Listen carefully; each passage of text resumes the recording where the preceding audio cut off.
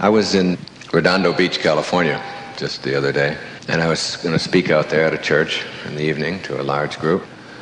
I had to rent a car, and I was driving through the town and looking for the Palos Verdes Hotel where I was assigned to stay, but I didn't know how to get there. And I had an idea of where it was, but I wasn't sure. And you've all been in that position, a tourist in a beach town looking for your place. I had my turn signal on, and I had it on for a block or so, and then realized that it's 2 more blocks up.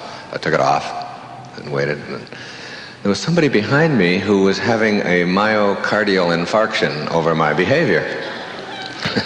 I am blasting on his horn and so on. And then I looked up into the mirror, and I could see him pounding on the dashboard of his car in anger. It's like, how dare you?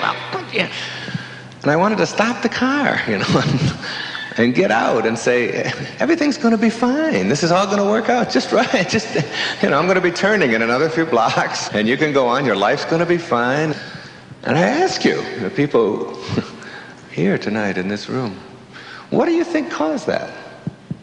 What do you think created that kind of reaction in this person, where a stranger in a rented car that even says rented car on the back of it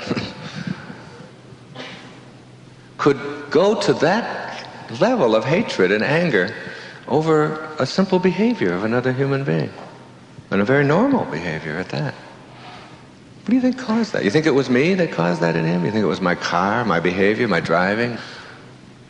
It's none of that, see? That's really the only message that I have, is that who you are is the result of how you choose to process your life and the world and how it's presented to you. And until you understand that nobody out there in this planet, in this universe, has the power, the control to make you be or think or act or behave or emote in any way other than the way that you choose.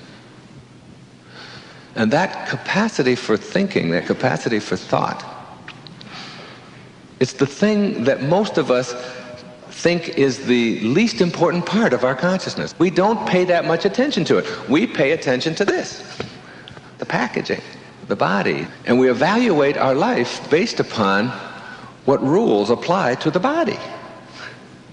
And the rules, or the laws, or whatever you want to call them, that apply to your body, to your form, are very, very different than the rules and laws, principles that apply to the other part of you, the invisible part of you, if you will. And tonight's talk is really about that part of you, which is where you live. There's a man named Bucky Fuller. I don't know how many of you have heard of Buckminster Fuller. Brilliant man. He died a couple of years ago in his 90s, who worked with me on the Hunger Project and our efforts to end world hunger around the globe. He was a mathematician and a philosopher. He's the inventor of the geodesic dome. Brilliant man. He almost committed suicide when he was 30 years old. He went right down to the act of actually buying a gun. At that worst part of his life, made a decision that he could do something with this. He could turn it around and benefit from it. And he made major, major contributions. One of the things he said to me once, he said, Wayne, never forget that who you are, the human being that you are, that 99% of who you are is invisible, untouchable, unsmellable, impervious to the senses. That this form that you live in represents only 1% of your humanity. And 99% of your humanity is something other than form, whatever it is. And hopefully when we leave here tonight, you'll have not only a grasp of that, but perhaps some methods and ways of really living that, of really understanding that. The concept of form is a key word and a key notion, and I want you to think about it a lot. F-O-R-M, form, and all the rules that apply to it. And as I'll come back to it many, many times tonight. Until you can go beyond the boundaries of form, you can never awaken. You can never really live the life that you're capable of living and create the miracles that you're capable of creating until you absolutely, truly get a hold of that humanity behind your form. whatever that may be, whatever it is, however you define it. It's a great place that I'm speaking about. It's something very different than just being positive and just enjoying life and not being victimized by other people and thinking well of yourself and all of that. That's all fine and good, and those are almost elementary steps.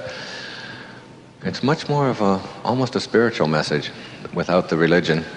It works like knowing that somehow you, who you are, this individual that has shown up here tonight, is someone who is much grander and much greater, much more divine, much more perfect, much more fantastic than just this form that you've showed up in. That what our life really is all about, it defies the world of form, it defies the world of linear. And yet we spend almost all of our energy and our time here, in this part of our consciousness, in form, believing that this is who we are. When you learn to go into your mind, when you learn that your mind is really a place that you can visit and exquisitely touch the face of God, you can remove the tension and stress and everything else that's troublesome in your life when you give yourself time to experience your true humanity.